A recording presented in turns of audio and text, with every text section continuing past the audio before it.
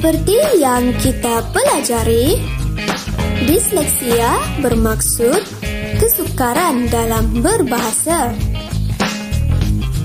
Kanak-kanak disleksia biasanya mempunyai gangguan membaca, gangguan menulis, gangguan mengeja, dan gangguan mengira walaupun mempunyai pemikiran normal. Untuk mengetahui dengan lebih lanjut mengenai disleksia visual, mari kita lihat kanak-kanak yang mempunyai masalah disleksia visual ini. Brilliant first flop was a wrapping success. Come on, this was not it. The true flutter can come if you quit. Kita dapat lihat bahawa kanak-kanak tersebut mengalami kekeliruan mengenal perkataan. Contohnya, ragging, wrapping, failure, flutter. Disleksia visual merujuk kepada individu yang dapat melihat dengan baik tetapi tidak dapat membuat perbezaan interpretasi atau mengingat perkataan yang dilihat. Menurut Lerner, disleksia visual merupakan kepayahan seseorang khususnya dalam melakukan tugasan untuk membezakan abjad perkataan serta mengecam angka, nombor, bentuk, geometri dan sebagainya. Ciri-ciri disleksia visual. Pertama, kepayahan diskriminasi visual iaitu kekeliruan mengenal perkataan atau huruf yang sama seperti bas, pas, jam dan jam. Kedua, kadar pengamatan yang lambat. Ketiga, cenderung menggunakan suku kata terbalik seperti batu, tuba. Keempat, mutu tulisan yang rendah kerana meninggalkan banyak butiran yang penting pada benda lain. Ciri-ciri disleksia visual.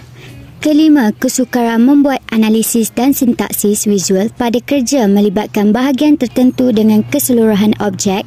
Keenam, daya kebolehan dalam aktiviti auditori sangat tinggi. Ketujuh, lebih mengutamakan aktiviti auditori bagi menyembunyikan kekurangan yang berkaitan dengan pandangan. Dan yang ke-8, tidak berminat dengan permainan sukan yang mencabar. Apakah penyebab disleksia ini? Faktor penyebab disleksia ini dibahagi kepada 4. Faktor pertama ialah faktor keturunan. Masalah disleksia telah sedia ada dalam gen keluarga kanak-kanak disleksia. Holmgren mendapati bahawa masalah disleksia banyak dihadapi oleh kanak-kanak lelaki berbanding kanak-kanak perempuan. Faktor kedua ialah faktor pemakanan. Terdapat beberapa unsur penyedap makanan, bahan awet dan perwarna tiruan yang dikenal pasti sebagai pengganggu otak jika diambil secara berlebihan. Contohnya MSG, nitrat, amin dan laktosa. Sekiranya pemakanan tidak mempunyai kalori yang mencukupi, pertumbuhan kanak-kanak akan terencat.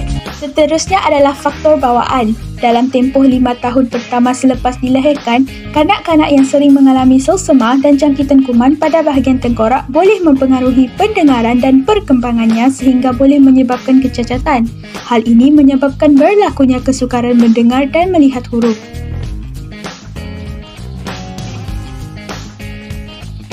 Akhir sekali adalah faktor biologi. Sejarah kanak-kanak disleksia biasanya adalah semasa dilahirkan tidak cukup bulan, kekurangan oksigen semasa dilahirkan atau kelahiran yang amat sukar. Selain itu, kanak-kanak disleksia ini berkemungkinan mengalami kecederaan atau kerosakan di bahagian otak.